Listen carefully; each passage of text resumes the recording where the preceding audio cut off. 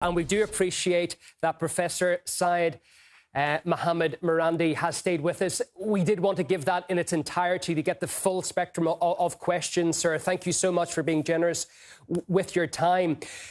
That comment, by all means necessary in terms of a response. How do you interpret that? I think it means that Iran will definitely respond and that the United States will be punished, even though the attack did not have real significant damage, but it was an act of war and aggression, and it was a violation of the UN Charter. And basically, as the foreign minister rightly pointed out, the United States has torn up international law. The NPT is becoming meaningless. Being a member of the International Atomic Energy Agency is becoming increasingly questionable, if not meaningless, because rogue regimes like the United States and the genocidal Zionist regime can just launch wars and bomb people and terrorize people and murder people and bomb nuclear targets which can contaminate a country or a region or a significant part of the world. They can do that with impunity. So the UN is becoming an increasingly meaningless body, and so are all of these international institutions that are dominated by the West and that have been created by the West since the Second World War. And that is, I think, something that people across the world should take into consideration in their dealings with the West, whether they want to purchase goods from the West, whether they want to cooperate with the West. All of these, I think, have to be taken into consideration. The West has become a danger to humanity. And we saw how they undermined negotiations, first through the sudden attack on Iran by this genocidal regime, and then the United States itself carried out an attack as Iran was negotiating. So I think it's clear that it doesn't really matter, even if the attack did not have did not bring about any major damage on Iranian facilities. The Iranians have no option but to punish the United States and to think about or rethink its membership of organizations like the International Atomic Energy Agency. I think that's a very valid point you make about the fact that even if no damage was done, the very fact that this was attempted and carried out, and Western actors assume that there's going to be no fallout from that, it appears to tell a lot about the state of international relations right now. Yes, and also it says a lot, by the way, about Western media. Western media is completely captured. Western corporate media is like it's like the media of an authoritarian regime of old. They're basically repeating everything that the White House wants them to repeat, even though many of them may despise Trump personally. But when it comes to empire, when it comes to the countries and entities targeted by the regime in Washington, they all have the same voice. So even though it's clear that Iran's nuclear program is peaceful, there's never been any evidence that it has been anything but peaceful. Iran signed a deal with the P5+1, as the foreign minister pointed out. And Iran had allowed intrusive inspections, and it was Trump himself who tore up the deal. Although it was Obama, too, who before him undermined the deal, but Trump tore up the deal. And so for the United States and Western media to claim with audacity that Iran is the problem, it just shows that the world has to turn away from the West. At a personal level, people must discontinue purchasing Western goods and look for alternatives. At a government level, governments need to make new alliances, new regional groupings, new economic groupings. And the international bodies that we have today are inadequate. The IAEA Board of Governors is dominated by the West. Of the 35 board members, 17 are European and North American. And then with Japan and Korea, that makes 19. They have a majority say in everything. And that's how they condemn Iran. It's not based on any evidence. It's based on the will of Washington. So we have to have stronger organizations, whether it's BRICS or the Shanghai Cooperation Organization or ASEAN or any other regional global grouping, we have to disempower the West because of the because of the fact that they are basically acting as rogue actors. Something else the foreign minister said in his address: Donald Trump betrayed not only Iran, but also his own voters. What does that mean? Oh, that's quite stunning. Trump once tweeted that Obama wants to attack Iran, and he expressed concern about it. He pretends that he's the man who wants to end the endless wars, the forever wars, even though he murdered General Soleimani during his first presidency, and he continued all of the wars. He didn't stop any of those wars. But now he's moving towards a situation where we could have a catastrophe unfold because Iran will respond. And then we don't know what will happen afterwards. Iran has no option but to respond because aggression is aggression. And if you do not respond to an aggressive actor, then it is going to become more brutal and nasty. We see the German chancellor make the disgusting remark that the Israeli regime does the dirty work for them. That reminds one of the mentality of Nazi Germany and the Second World War, to use the genocidal regime that's as we are speaking is slaughtering children. Today, just this morning, we saw new scenes of kids being slaughtered in Gaza. As it's slaughtering children, he admits that the regime is doing the dirty work for the Germans and the Europeans. So this is the sort of world, this dystopian world that the West has created for the rest of us. And we have no option but to respond in order to deter further aggression. And we may have to also leave some of these international bodies or discontinue our cooperation with them like the IAEA. But that, of course, remains to be seen. The Iranian government has to sit down and decide what actions will be taken. But without a doubt, there will be significant repercussions for the regime in Washington for what it has done. What's your view of how other regional countries, bigger actors, are reacting or not to what's unfolding in Iran? We saw that media conference. It was in Istanbul. We saw Saudi say, with concern, we're looking on. Oman, a little bit more forceful of that. But you've also got the fact that Turkey has made no qualms about seeking to be the primary power in that region. So how do you see those nations reacting overall?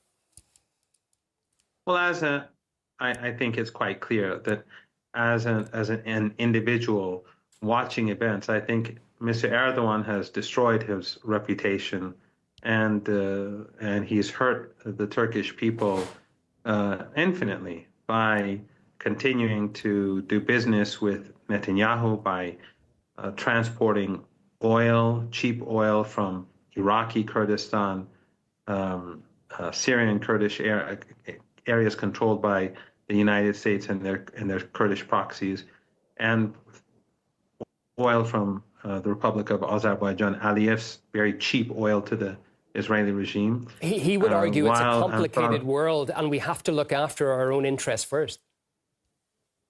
Yes, but as the children of Gaza are being slaughtered on a daily basis, that's exactly the point. It just shows that these are empty words. And also, we see that when Ansarullah closed the Red Sea to trade to the Israeli regime, he helped compensate for that and exports many of the goods that they couldn't get through the Red Sea, the Israeli regime, they got it through Turkey. And they continue to have diplomatic relations. And the last time I was at an airport, I don't think there are flights now because of the situation, but you have direct flights to the Israeli regime from Turkey. And this is all despite the fact that ordinary Turks are very much against the Israeli regime, but I think Erdogan has done a lot to help it, and so did Mr. Aliyev in the Republic of Azerbaijan, has done a lot to help with the genocide over the last 20 months. 21 months. We heard the foreign minister, again, I'm just referring in case our viewers are just joining us to that news conference that we were listening to in full from Abbas Araghchi, saying in response to questions from journalists about what the response will be, the Strait of Hormuz was brought up more than once.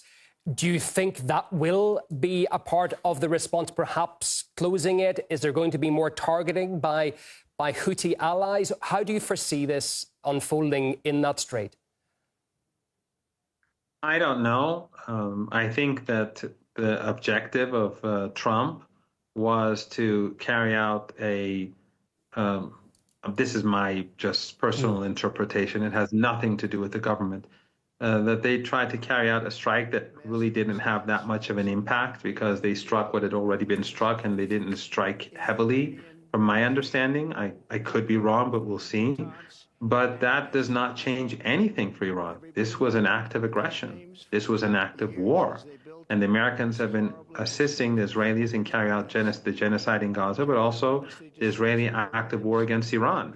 So there will have to be a response. It doesn't matter if there was damage or if there was not damage, or if the damage was limited or the damage was severe.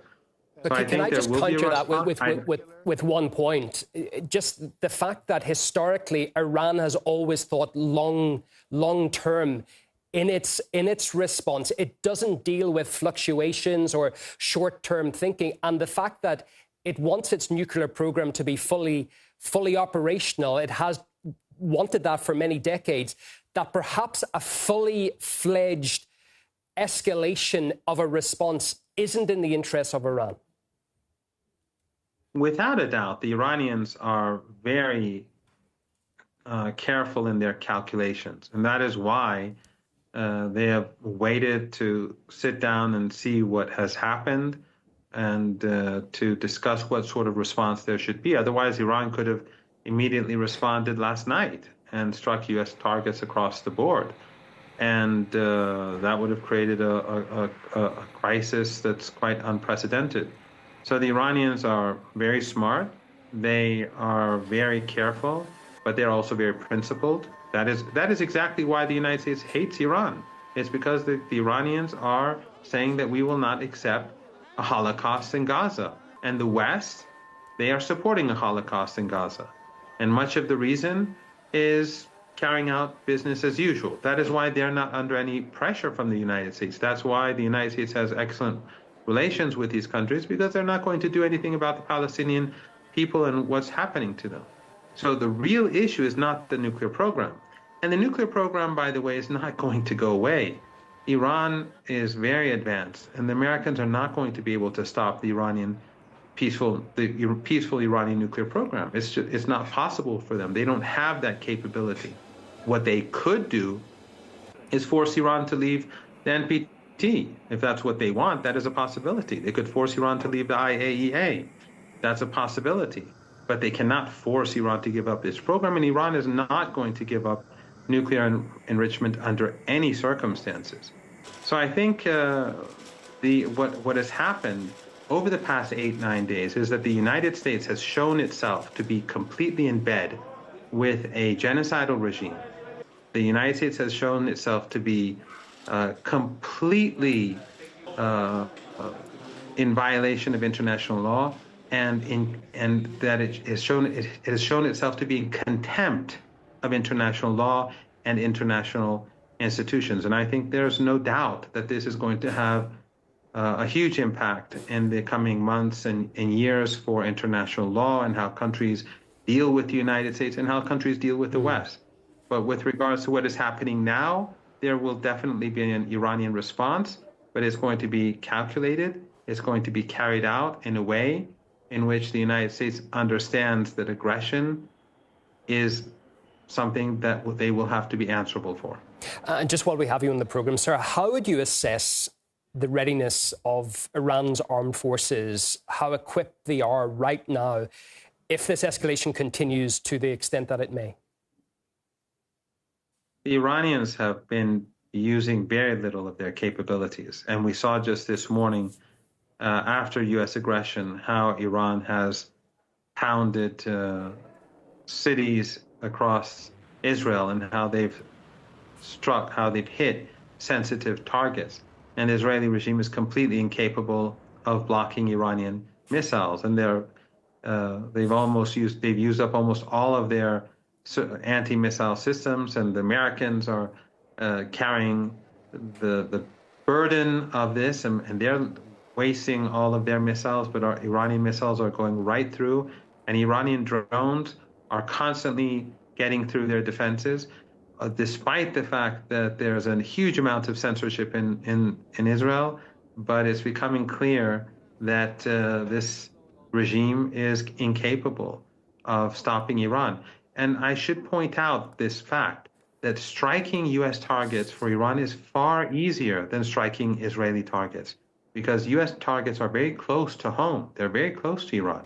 And Iran has far more missiles and far more drones that are designed for short-range strikes.